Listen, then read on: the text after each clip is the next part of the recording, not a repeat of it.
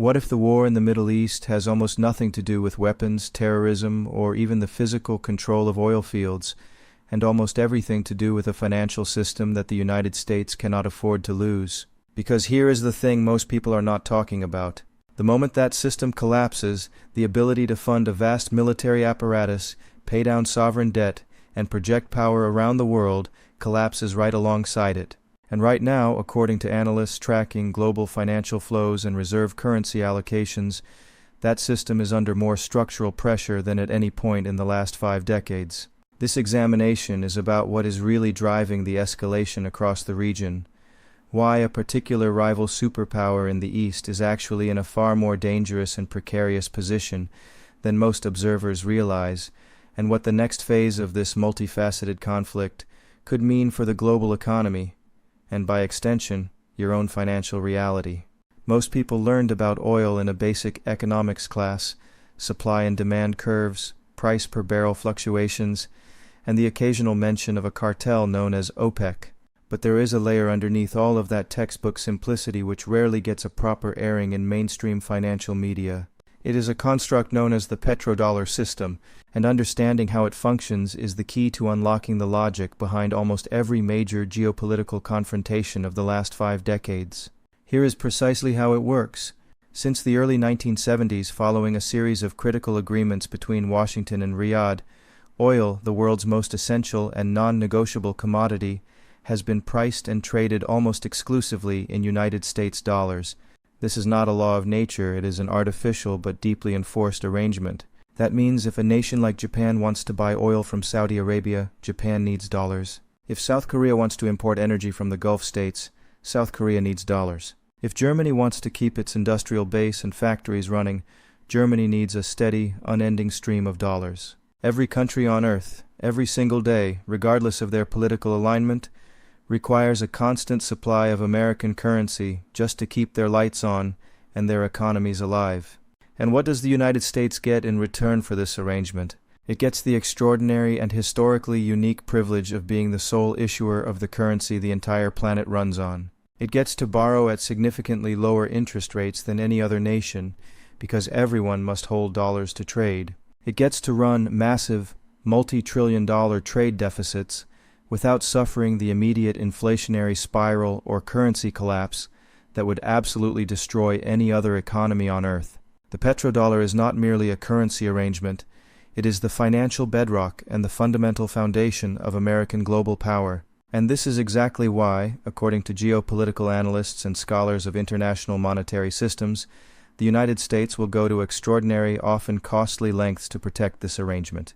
Not because of a particular ideology, not because of a deep altruistic concern for human rights or democracy, because without the petrodollar system fully intact, the American empire, its military dominance over the seas, its ability to enforce financial sanctions on enemies, and its leverage to reward allies, simply cannot function in its current form. Here is where the data becomes deeply uncomfortable for those managing the world's largest economy. The United States currently sits at a national debt load approaching roughly $39 trillion. That is not a future projection of a doomsday scenario.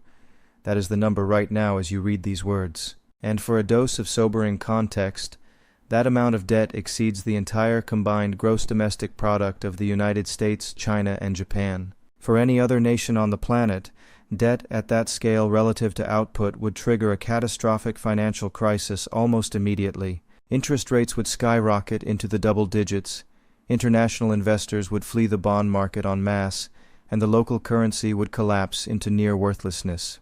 But America has managed to avoid that grim fate for one specific reason.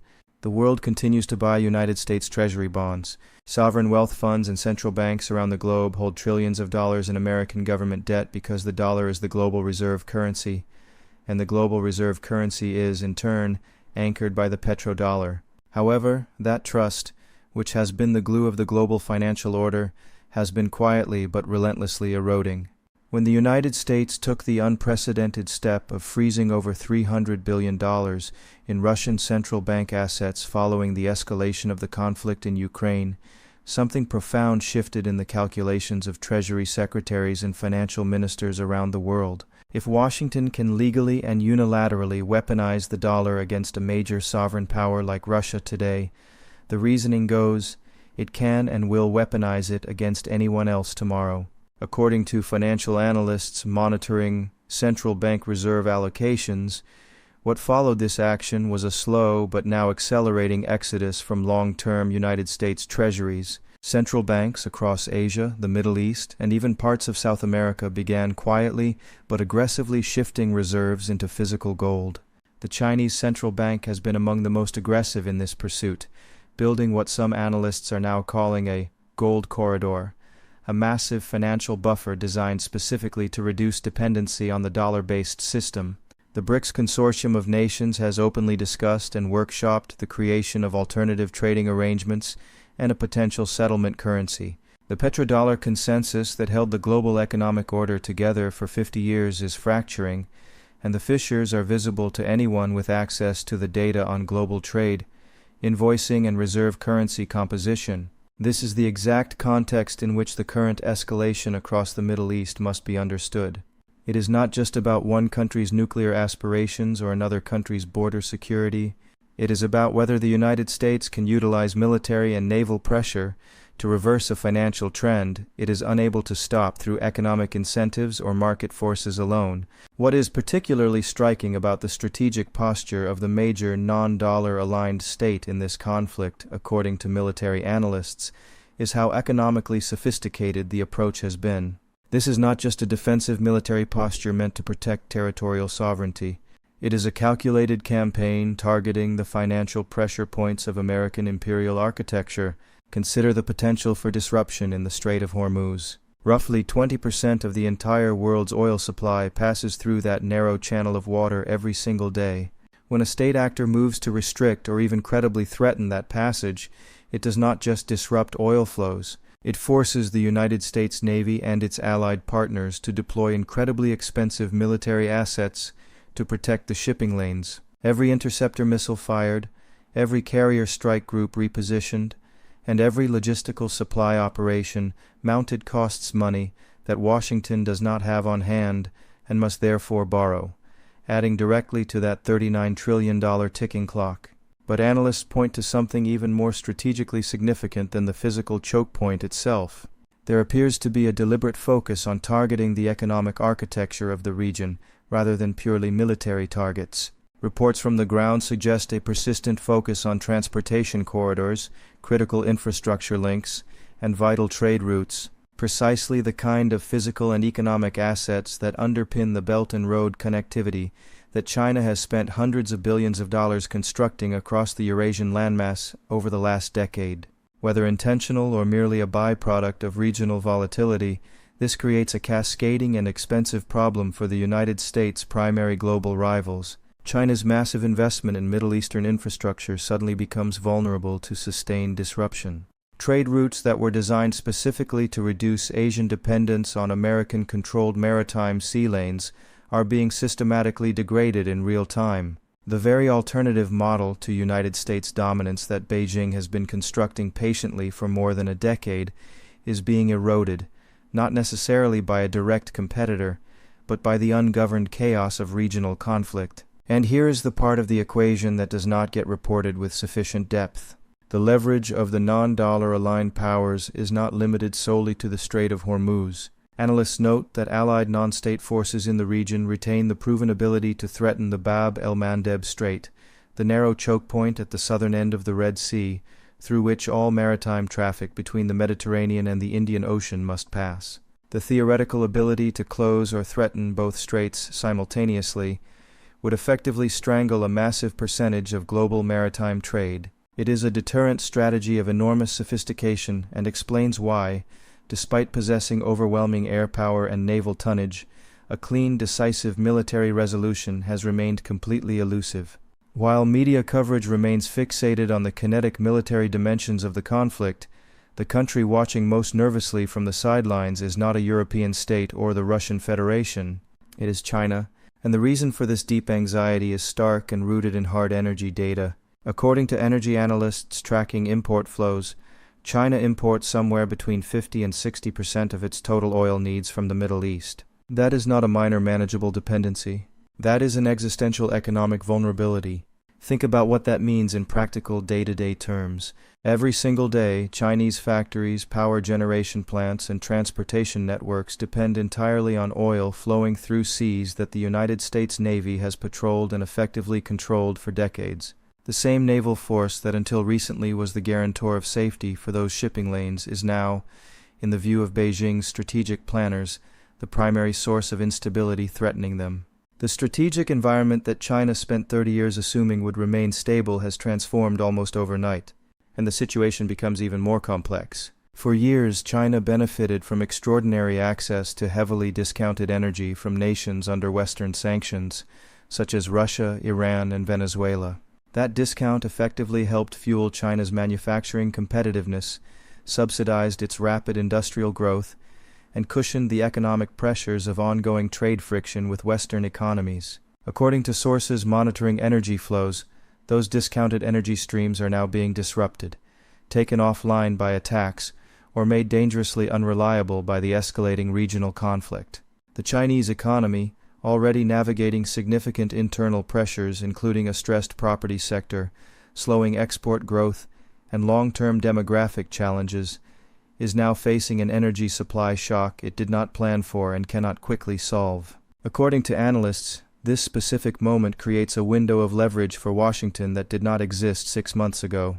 The uncomfortable truth analysts are pointing toward is this: despite all the public rhetoric about de-dollarization and the rise of the global South, Beijing may have no short-term alternative but to negotiate, not from a position of overwhelming strength, but from a position of urgent necessity. So, what does the United States actually aim to achieve from all of this maneuvering? Based on analysis from international affairs, researchers, and those who study grand strategy, the outlines of a broader vision are becoming clearer, and they are significantly more ambitious than most public commentators have acknowledged. The argument unfolds as follows. If Middle Eastern oil and energy supplies become unreliable or physically inaccessible for the industrial economies of East Asia and Europe, those regions will face a stark and painful choice. They can either drastically reduce energy consumption and accept a period of severe economic contraction and social unrest, or they can find a new, reliable supplier of energy. And the only geography on the planet with the scale of resources, the export infrastructure, and the political will to fill that gap quickly is North America, the United States, Canada, and potentially Mexico. American liquefied natural gas, or LNG, export capacity has expanded dramatically over the last decade.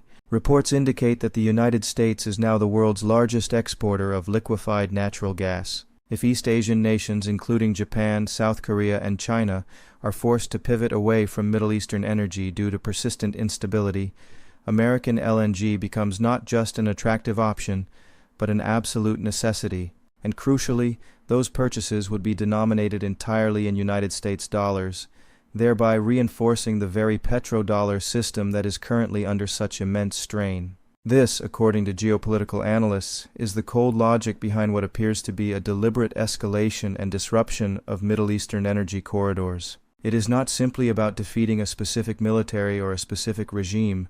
It is about making the Middle East appear sufficiently unreliable as a long-term energy provider that the world has no choice but to turn toward North American energy, and in doing so re-anchor the entire edifice of global trade back to the American dollar. A former Italian prime minister reportedly made a similar observation regarding European energy dynamics some years ago, suggesting that European imports from the East would only resume once American financial entities gained effective control of the energy infrastructure and transit routes. The pattern, analysts argue, is remarkably consistent across different theaters. It is not just about winning conventional wars.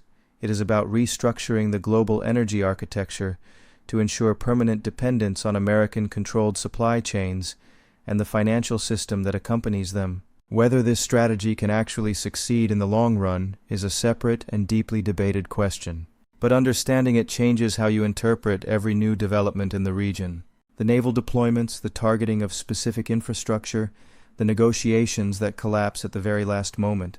The recent announcement of a potential naval blockade raised immediate and urgent questions among military analysts because the practical implementation of such a blockade is, by most sober assessments, extraordinarily complicated and fraught with escalatory risk. Here is the core operational problem. Getting naval assets close enough to a hostile coastline to enforce a comprehensive blockade means entering the range of that state's ballistic missile arsenal. Analysts have noted that American carrier groups have throughout this entire period of tension maintained a significant and deliberate distance from the coastline, precisely because of the credible threat posed by these missiles. Modern anti-ship ballistic missiles represent a genuine and potentially catastrophic danger to large surface vessels, including aircraft carriers, and American military planners are clearly taking this threat with the utmost seriousness. So if enforcing a blockade directly against the shore is too dangerous, what is the alternative? According to analysts, the answer may lie in the Strait of Malacca, the narrow channel between the Malay Peninsula and the Indonesian island of Sumatra through which roughly 40% of all global trade by volume passes. By controlling or choking off this secondary choke point, the strategy shifts from directly confronting a missile-armed adversary to cutting off the markets that would otherwise absorb that nation's oil exports, primarily China and the rest of East Asia.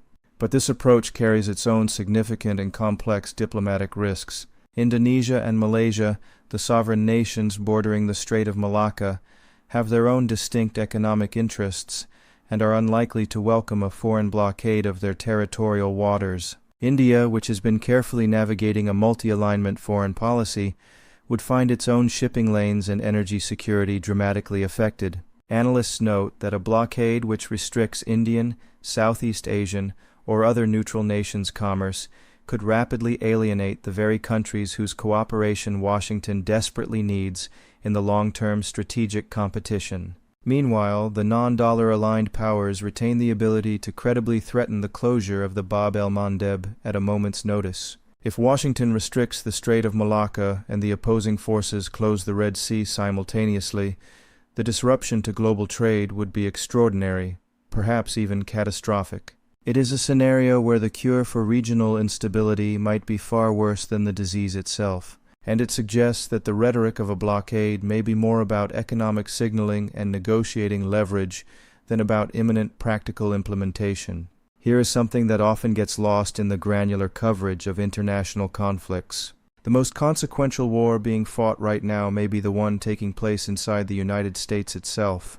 Analysts and political observers describe what amounts to a fundamental ideological and strategic struggle between two competing visions for American power and its role in the world. On one side, there is what some observers describe as the globalist establishment, the financial elite connected to Wall Street and international institutions who built their influence and wealth through global interconnection, open trade, and the consent-based management of an informal empire. On the other side, there is the nationalist wing, associated with a movement focused on domestic renewal, which sees globalism as a system that hollowed out American industrial capacity and working-class communities, while enriching a transnational elite detached from national interests. These two factions want very different outcomes from the conflict in the Middle East. The globalist wing, according to analysts, supports military action for traditional imperial reasons, maintaining dominance in the world's most strategically important region,